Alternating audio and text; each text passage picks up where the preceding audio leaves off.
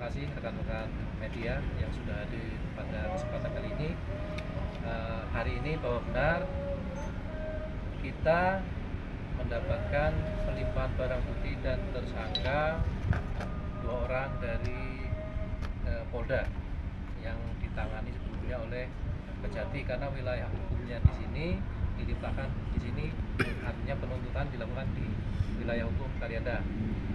2 orang tersangka sudah diserahkan ke kita dan kita terima atas nama Supriyanti binti M. Sapi'i, yaitu disangka atau didakwa melanggar pasal 69 ayat 1 Undang-Undang Republik Indonesia nomor 20 tahun 2023 tentang Sistem Pendidikan Nasional, kemudian pasal 69 ayat 2, dan tersangka Ahmad Sapuddin bin almarhum Ahmad Saju disangka pasal 67 ayat 1 Undang-Undang RI nomor 20 tahun 2003 tentang Sistem Pendidikan Nasional.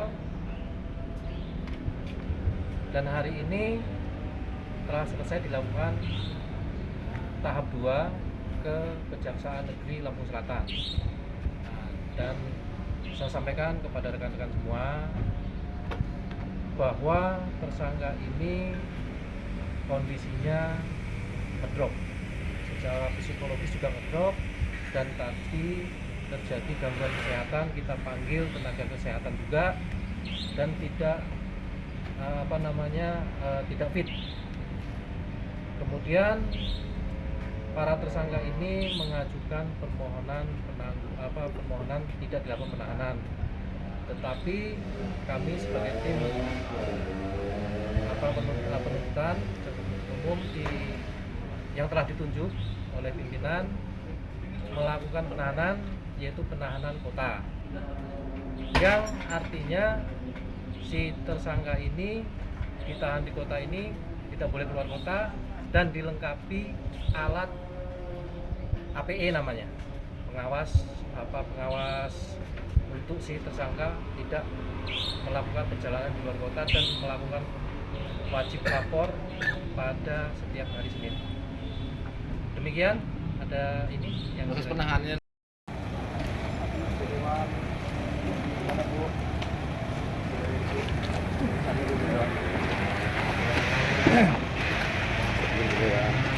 Nggak ada komentar-komentar lah Bu Dewan. Minta komentarnya Bu Dewan. Teman-teman media. Nggak ada komentar-komentar. 20 hari ke depan. Atas nama siapa Bang tersangkanya? Dua-duanya. Dua-duanya Karena tidak? Yang satu, setelah kita menerima permohonan juga dari keluarga, ternyata beliau yang Ibu Supriyanti ini, suaminya juga mengalami sakit keras dan harus dilakukan perawatan oleh sang istri. Dan juga beliau ini juga aktif untuk membantu masyarakat yang sakit-sakit, artinya dia tidak diam di rumah sebagai pekerja sosial. Ada masalah sekitar, ya. Ada buktinya Pak bahwa dia sakit atau ini? Ada.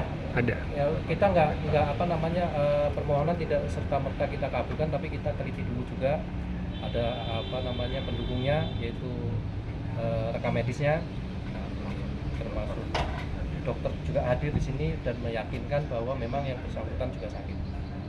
Pak Kasih Bidum, kira-kira setelah tahap 2 ini kapan sidang untuk terhadap 2 tersangka? Kita mau melakukan pelimpahan ini secepatnya lah ke pengadilan supaya cepat juga dilakukan penuntutan. Mungkin dalam 1-2 bulan ini, Pak Kasih Bidum? Nggak nyampe sebulan, insya Allah secepatnya, karena kebetulan besok juga rekan-rekan tahu juga ini hari libur, jadi mungkin minggu depan lah kita usahakan ataupun kita upayakan, kalau tidak ada halangan tetap kita limpahkan ke pengadilan. Ancaman hukumannya berapa tahun sih Mas? Ancaman hukumannya paling lama untuk ayat 2 ini 5 tahun, dan untuk pasal 67 ini 10 tahun. Ada denda? Iya. Denda ada. Denda di situ 500 juta. Itu dendanya. Oke, Bang, cukup. Sendiri akan melakukan apa?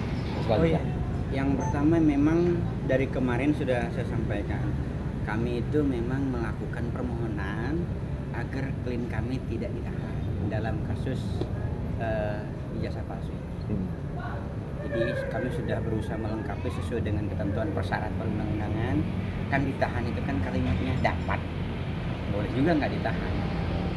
Apabila dia dikhawatirkan melarikan diri, menghilangkan barang bukti atau mengulangi perbuatan baru dapat ditahan. Kebetulan Bintang itu karena sakit, jadi permohonannya di kami Tahanan kota. tahanan kota. Jadi dilakukan tahanan kota selama 20 hari. Kondisi kesehatannya seperti apa, Bang? Kebetulan klien kami itu ada jantung ya.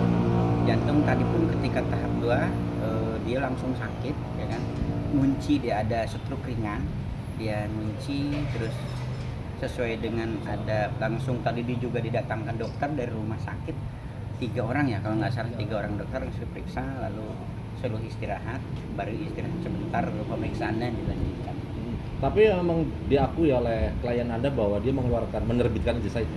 Iya, sebagaimana yang dia jelaskan ya, yang prinsipal kami jelaskan bahwa sebenarnya dia tuh nggak kenal sama Bu Supiati itu, karena ada yang meminta temannya dia, gitu kan, saudara MH itu diminta dibuatkan, dikasih duit 1.500.000, lalu dikasih fotokopi KTP, dikasih fotokopi KK dan ijazah di bawahnya serta pas foto.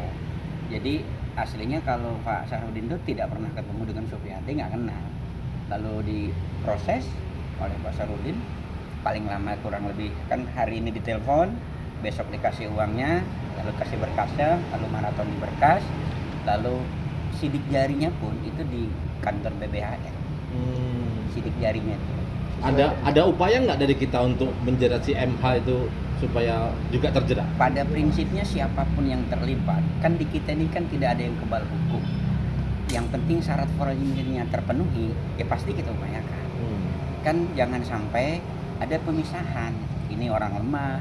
Kan kalau kita pikir secara logika, hanya 1.500.000 sampai dia ke Kejaksaan Tinggi, ke Polda, sampai dia ditahan. Ya kan sekalipun tahanan kota kan tetap namanya ditahan kan? Apa permintaannya bersifat memaksa? Yang mana? Yang permintaan untuk menerbitkan ijazah bersifat memaksa? Oh, kalau maksa atau tidak dimaksakan kami kan tidak tahu. Karena klien kami tidak ngomong seperti itu, ya kami juga tidak berani menyampaikan dipaksa atau tidak dipaksa.